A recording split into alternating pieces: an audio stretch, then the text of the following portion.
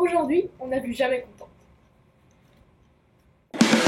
Qu'est-ce qu'on t'a fait pour que tu sois comme ça? Elle est chiante, hein. Il n'est plus rien, elle est comme ça. Il faudrait que tu sois plus gentil avec maman. Mais je suis gentille. Je la conduirai dans la forêt. T'en fais pas.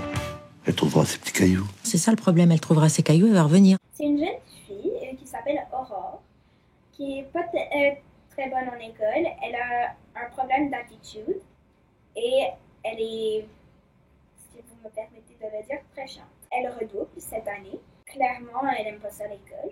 Et puis là, sa prof de français, elle va aller enceinte. Un autre va la remplacer. Et lui, il va essayer de trouver le bien dans Aurore. Il va l'aider à avoir des bonnes notes et à être contente. L'avantage quand on redouble, c'est qu'on sait déjà que ça va mal se passer. On va commencer avec l'incontournable, Princesse de Clèves. Déjà, la princesse, elle tombe amoureuse d'un mec hyper beau, hyper riche. À qui est-ce qu'elle va demander conseil? À sa mère. J'ai bien aimé le personnage qui représentait le prof d'Aurore parce qu'il savait bien voir toutes les qualités que cette fille a, malgré ses défauts, et il savait l'encourager à devenir quelqu'un de meilleur et de continuer ses passions.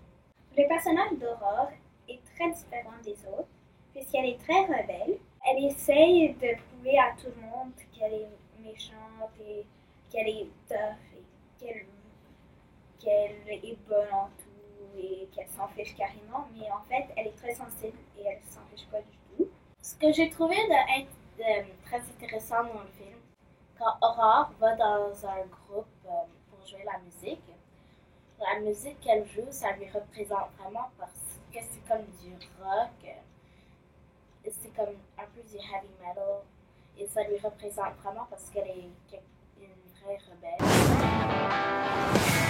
Si Jessica, elle peut se marier, est-ce que je peux aller à la fête chez Samira?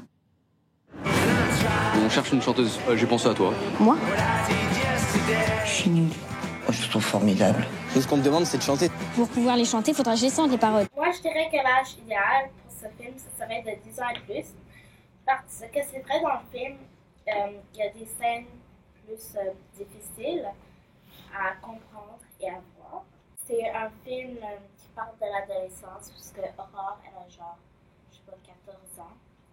Alors, c'est un film plus pour les ados, mais les enfants peuvent le regarder.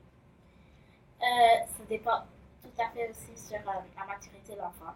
Pour moi, ce film mériterait une note de 7 sur 10 pour la bonne histoire qui est représentée dedans. J'aime bien comment le personnage principal réagit avec les gens qui l'entourent, parce qu'elle est toujours fâchée contre tout le monde. Puis j'aime bien comment c'est représenté parce que c'est très réaliste.